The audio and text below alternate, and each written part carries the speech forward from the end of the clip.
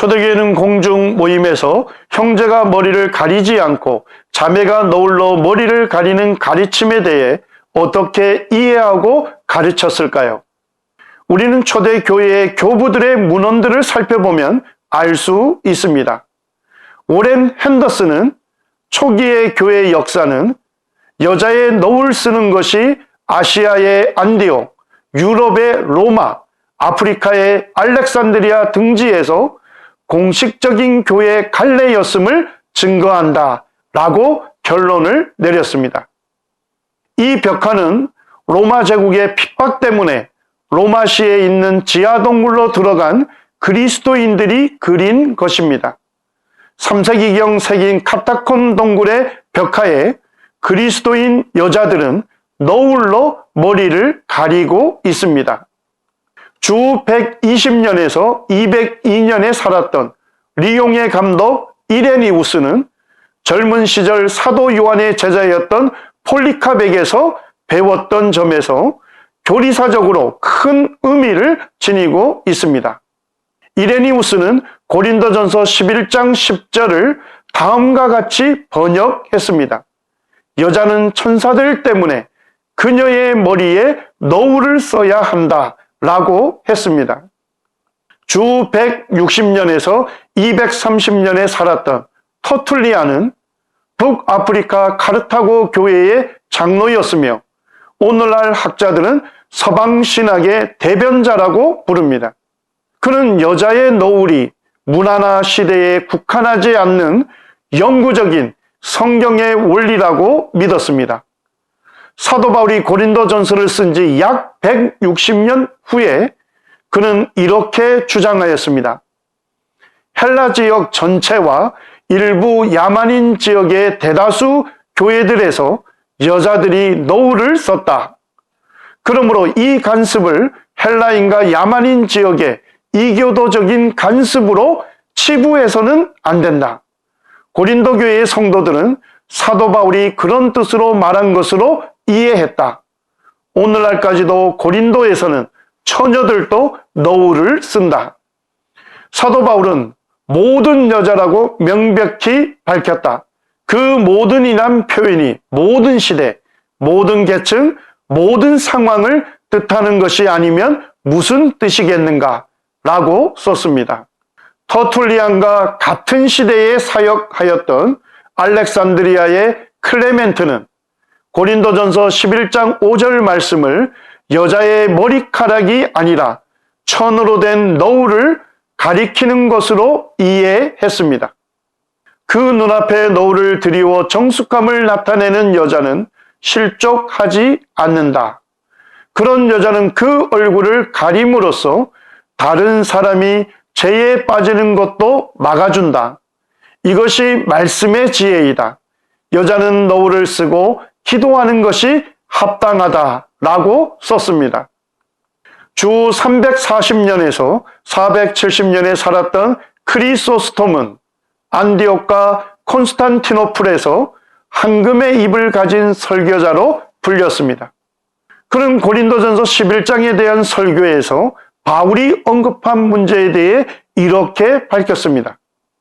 특별히 그는 긴 머리가 아닌 분명히 구별된 너울을 강조하고 있습니다.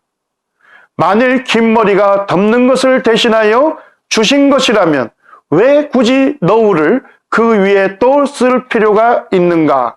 라고 어떤 이들은 묻는다.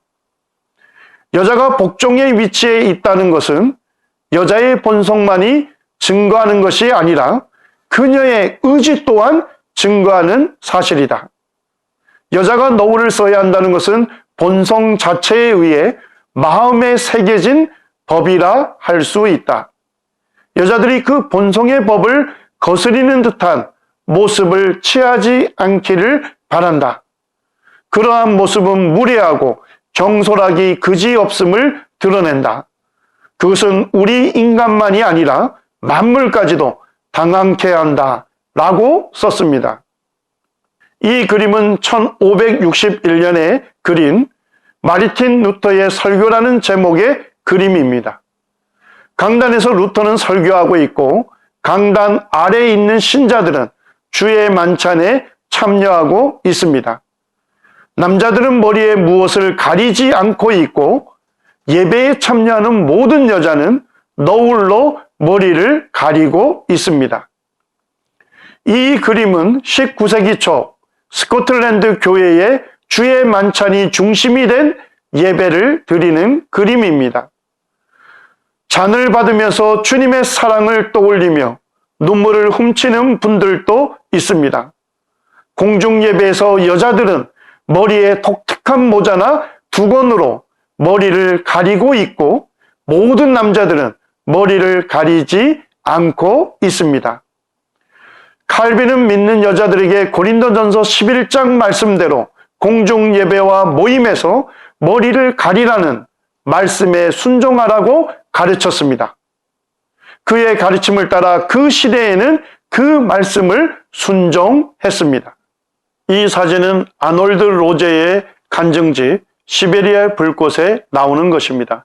오직 성경 외에 아무런 신앙 서적이 없었던 소련 공산 치하의 그리스도인들의 침례식입니다. 믿는 여자들은 모두 머리를 가리는 너울을 쓰고 있고 남자들은 무엇으로 머리를 가리지 않고 있습니다. 이 강의를 마치면서 결론적으로 자매들이 너울로 머리를 가리고 형제들은 머리를 가리지 않는 가르침은 교회의 공중 모임에서 오직 하나님 한 분만이 영광을 받으셔야 한다는 것과 오직 그리스도께만 복종하겠다는 내적인 믿음을 외적인 상징으로 선언하는 것입니다. 머리에 쓴 것을 벗는 것이나 머리에 무엇을 쓰는 것은 외적인 표식입니다. 형제가 머리에 쓴 것을 벗으면서 실제로는 선포된 주님의 말씀에 순종하지 않는다면 이와 같은 실행은 가치를 잃을 것입니다. 마찬가지로 자매가 너울을 쓰면서 실제로는 남편에게 순종하지 않는다면 이와 같은 실행은 가치를 잃을 것입니다.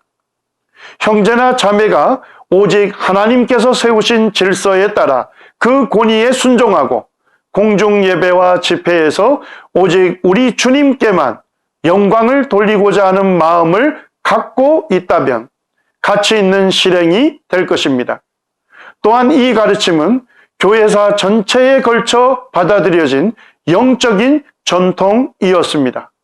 초대교회에서부터 오늘날까지 초대교회 교부들과 성경학자들은 그 성경적인 타당성과 영적인 중요성을 강조해 왔습니다.